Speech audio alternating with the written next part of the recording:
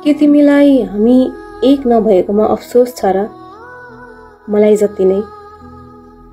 मेरो good night बिना तिम्रो परेली निदाउन खोज्दा, मेरो गुड मर्निङ बिना तिम्रो दिन उदाउन खोज्दा के सोच्छौ तिमी?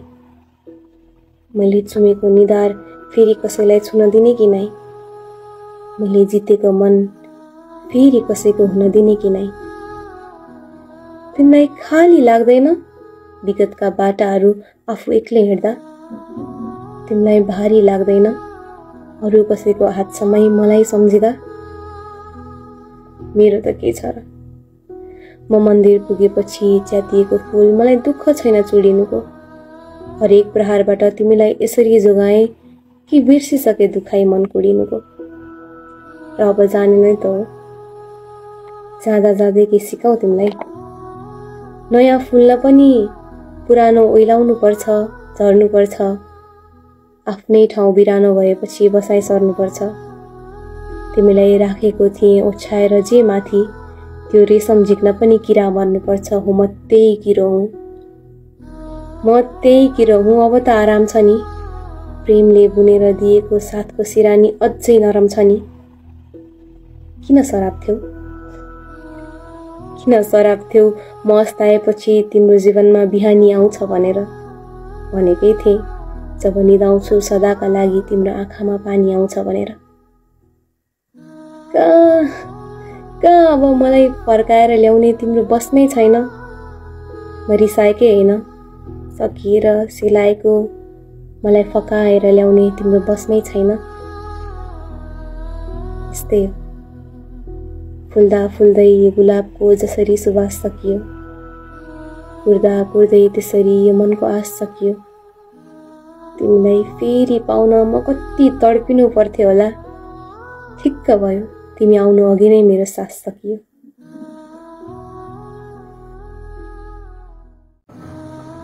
मलाई सम्झिने दिन। मैले तिमीलाई नसम्झेको त कुनै दिन हुँदैन। तिम्रो उमेर जति मेरो जीवन तिमीमै खर्चेको छु छोरो। आज एक दिन म आफूलाई सम्झिन्छु है। आँसीले घाँस रेट्दै तिम्रो साँझको दुध चोर्न लाग्दा मेरो पनि औँला रेटिएको थियो। त्यस दिन तिम्रो कुइनाको घाउलाई मात्र पुग्ने मलम रहेछ। मेरो औँला त फरियाको फेरमा लटपटिएर निदायो। तिम्रो दुखाइ देखेर म भने रातभर बेउजी राखेँ। मैले बिर्सिएको त्यो चोट आज सम्झिन्छु है। हिलाम्मै गह्रोमा सुन फलाउन गएर फर्किँदा चाँदी जस्ता सेता दही कमल पोको पारी मेरो पटुकीमा तिम्रो हाँसो अटाउन खोज्थे। जुकाले खाएको कोडा भुसुक्कै भुलेर तिमीलाई जुरुक्क बोकी काखमा बसाउन खोज्थे। बाबु, त्यो जुकाले चुसेको रगत आज सम्झिन्छु है। तिम्रो मास्टरले तिमीलाई हप्काउँदा लाग्थ्यो कोही मलाई नै गाली गरिरहेछ। तिम्रो नयन छेउ मोती फुल्न खोज्दा खोज्दै फकाउन तिमीलाई 5 रुपियाँको रातो बरफ किनिदिन्थे। पर मेलाको चर्खे पिङ खेलाउन लग्थे। साँझ खर्च बुझाउन नसकेर तिम्रा बाले मलाई हप्काउँदा मलाई फकाउने कोही थिएन छोरा। अनि त मैले आफ्नो खुत्रीके तिम्रो नाम गराएकी थिएँ। त्यसपछि मासिएका ती कैयौं 5 रुपियाँका नोटहरूलाई आज सम्झिन्छु है। तिमीलाई सहर पसाउने बेला मेरा बाला मुन्द्री खै कता लुकेछन्। मैले कहिले खोजिन, तिमीले कहिले सोधेनौ। तर तिमीले किनिदिएको फोनमा तिम्रो हालखबर मैले सधैँ सोधिराखेँ। मेरो खबर सोध्ने बेला तिम्रो काम परेर मात्र नहो, नत्र बताउने थिएँ म पनि।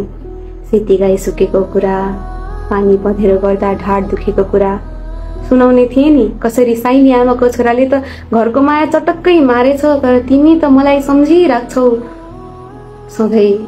तिम्रो काम परेर मात्र नहो सुनाउन नपाएको। मेरो घाँटीमा सर्लक्कै सुकेका ती बातहरू आज सम्झिन्छु है। तिमी घर फर्किन नभ्याए पनि मैले आगो सहन सकिन भन्दा ग्यास पठाइदियौ। मै सकिएपछि मेरो लासले आगो सहन सक्दैन भन्ने बुझेर तिमी फेरि घर फर्किन्न होला है छोरो। तिमीलाई याद छ हाम्रो घरमा बिजुली भित्राएको दिन? एउटै कोठामा मात्र लगाएको चिम।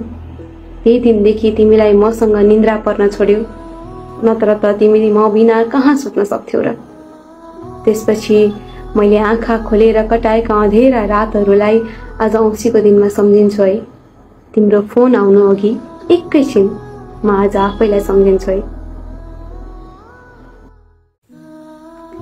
यी हलुका खादाहरूले तिम्रो गर्दन झुकाइरहेछ या खोज्दैछौ बहाना नजर नमिलाउने। बहिनीका ओसिला आँखाहरूले तिमीलाई पनि भिजायो होला।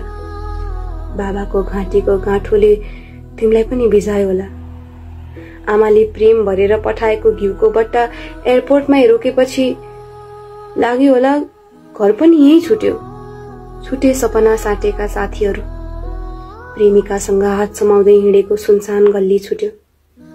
साँझको आडमा लुकाएको चुम्बन, अङ्कमाल, स्पर्श छुट्यो। हावालाई चुनौती दिँदै कपालको दौड लगाउने मोटरसाइकल छुट्यो।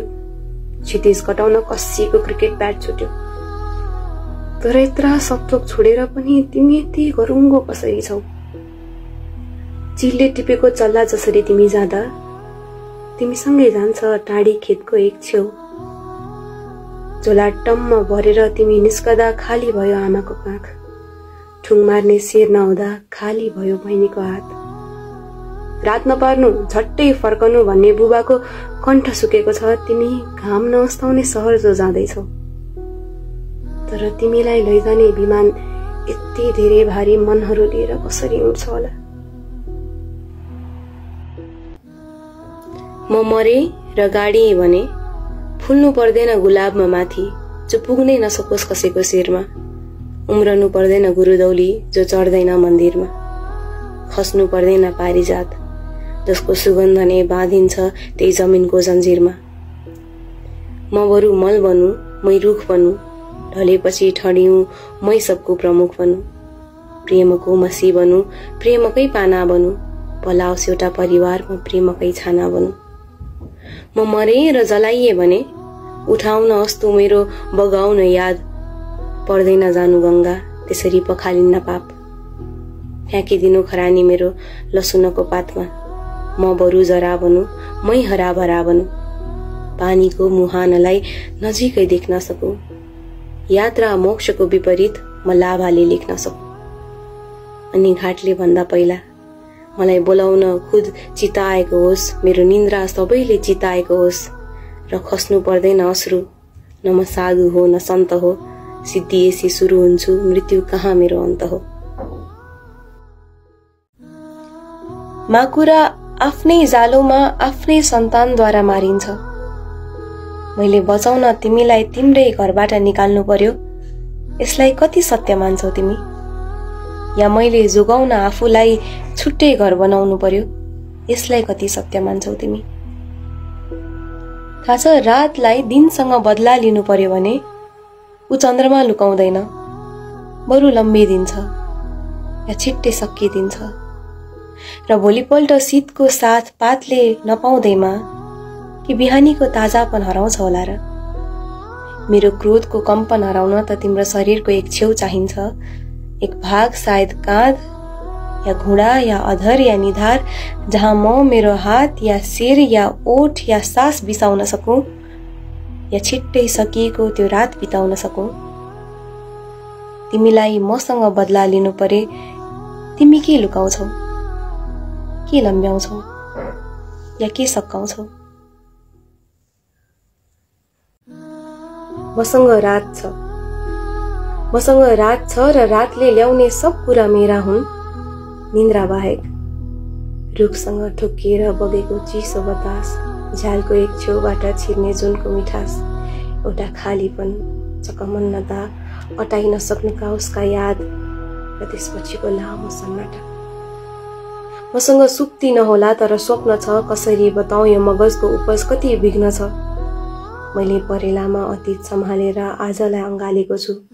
आफैलाई कैद गर्ने सोचको काँडे तारलाई मैले नै जन्माएको हुँ। यो निशाको नसामा चूर भएर मरेको मनको मसान मेरो। पूर्ण बाँकी किस्मतको कफनको आसन मेरो। तर्साएर दर्शाउने प्रेमको प्रेत मेरो। यो जीवन पारीको शोकसँगको भेट मेरो। मेरै हो रातमै समाहित भएको अन्धकार। मेरै हो रातसँगै आउने डरलाग्दा काला आकार।